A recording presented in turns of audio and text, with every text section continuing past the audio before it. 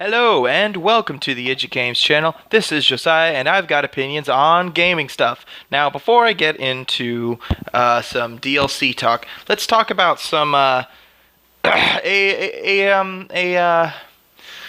interview that I listened to recently, or just looked at the transcript recently. Remember this? I showed at the end of the last video this perhaps Sheikah symbol, an ancient Sheikah symbol from Skyward Sword. Now, there was an interview with Aonuma, and basically the interviewer was asking questions about how Breath of the Wild would connect with some of these other Zelda games. First, the question was asked how it connected with Wind Waker.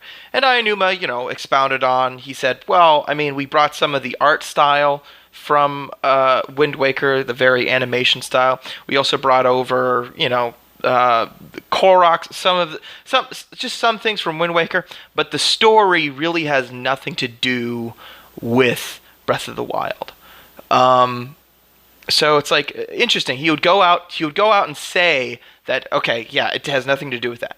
But then the interviewer asked, okay, well, what about Skyward Sword? Skyward Sword was the main console, the last main console Zelda game released. Does Breath of the Wild have anything to do with this game?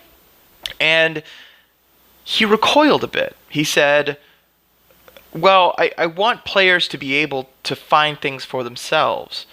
But, he said he would talk about how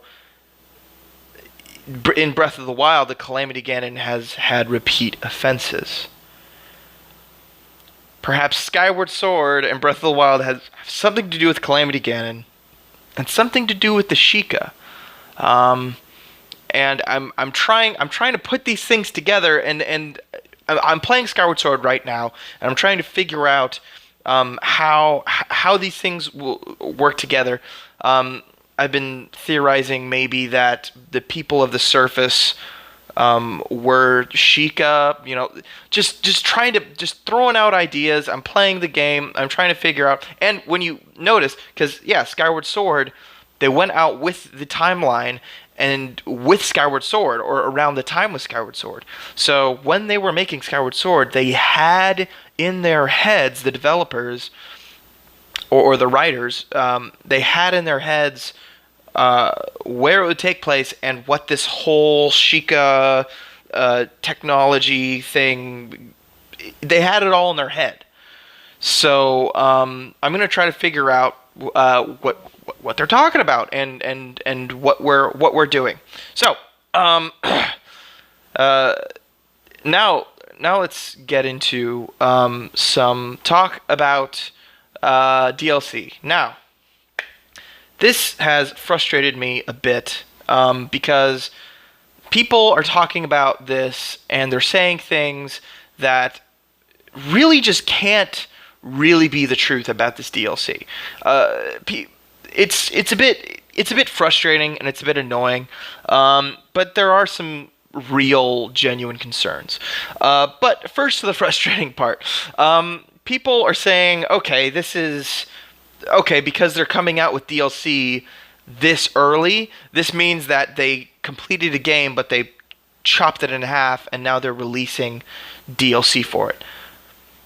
I don't know how you can argue that when there are two different release dates, none of which are on open, none of which are on the game's release.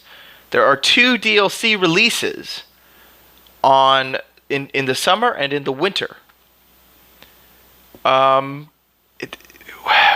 If you cut a game into pieces and then you wanted to make a quick buck, you wanted to make 20 more bucks on your game, why would you release them after people have probably already beaten the game? That doesn't make any sense, okay? That makes no sense.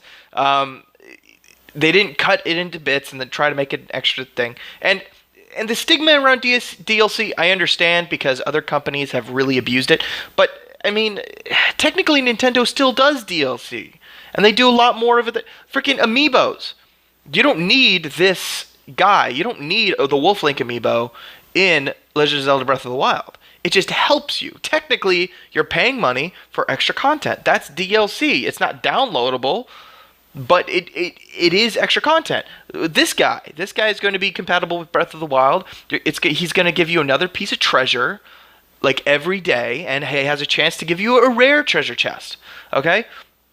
Every day, and that's going to be awesome for the game because, items are a dime a dozen, and items break. So because items break, having extra items and having extra items with chests, it's just going to be better for you, beneficial for you as a player. You don't need it, right?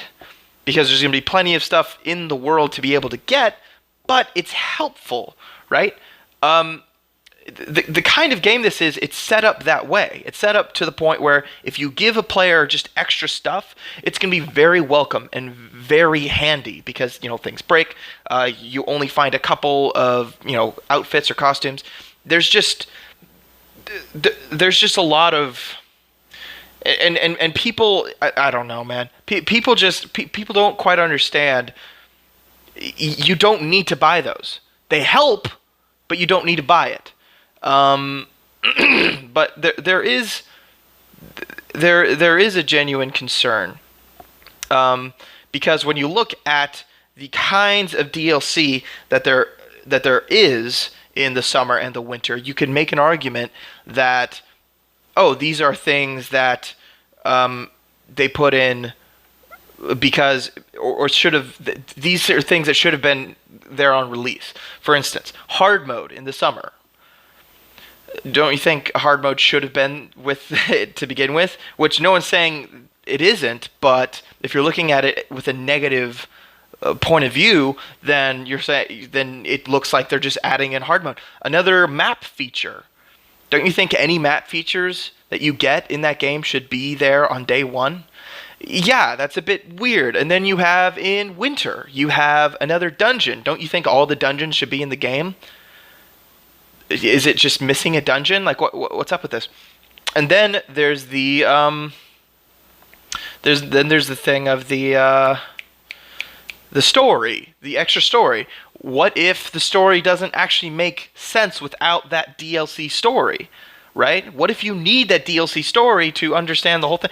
I understand, and what I'm afraid of is that they didn't finish this game. The development was very long, and this is a very ambitious game from Nintendo. Nintendo has done this huge open world that is massive, and they've done the classic Nintendo polish, doing little things everywhere in the world. Is it possible that the Switch, when it released, or when it was going to release, they needed a strong release title because they didn't have really much release titles, or many release titles, and they knew the Switch wouldn't sell if they didn't have a strong release title. They knew an amazing Zelda game was in the works, and so they said, hey, let's bring this game in, and let's just kind of release the other parts of the game as DLC. We know you're not finished, just make it polished, and just leave those for DLC. Is that possible?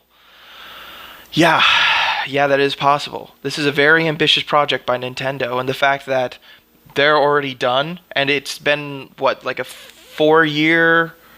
Is it 4-year, 5-year development cycle? I'm not entirely sure what the development cycle has been, but it's been a while. But you'd think Nintendo would take longer for such an ambitious project. So I'm scared that that's the thing. But we have to put ourselves in perspective here. This is Nintendo, okay? Nintendo's been around forever, okay? The fact that they would release a game unfinished, and then they would put their thumbs up on an unfinished game, really does not sound like them. It doesn't sound like them at all. Especially when you consider, when you look at the DLC for Smash Bros. When the game came out, everyone was super happy about it, and there were super amazing reviews. And once the DLC came out, there was outrage. Because people were like, oh, I need this good character. No, you don't, because you already enjoy the game while you're playing it. Like, it's just it's frustrating because people will get mad when they need to buy something extra. It's like it's extra content. They're putting man hours into it. They need to get some money off of it because they're adding these things to these games. You have to give them a pass. You just have to. And so when you're talking about Nintendo, I really don't think they would release an unfinished game. Nintendo they aren't that way. They're old school. I don't think they would put a thumbs up on a game that was not finished. I just genuinely don't think that. I think, and hey, the test will come March 4th. Or March 3rd, or March 4th, when somebody beats it. March 3rd, we'll see exactly how finished of a game it is. I'm going to get the DLC because I'm going to enjoy the DLC. I love Zelda, and I'm going to enjoy every bit of it. I wish I could have gotten the Master Edition, but I'm just dirt poor. I can't do that, right? So I'm going to get as much content as I can. If you guys don't like that, don't buy it. Just don't buy the extra content. If it's a not finished game, you will see me sitting right here complaining about it being the worst. Because I love Zelda so much, I will be incredibly angry at Nintendo if they release a not finished Zelda game that I've been looking forward to since it was announced. Okay? So trust me, I will be here and I will be hating on Breath of the Wild, okay? No matter how much I love it right now and how much of excited I am for it right now, I will be hating on it if it's not a finished game at release. I will. So that's it, guys. You guys have any opinions about this? Post in the comments below. Thank you very much for listening.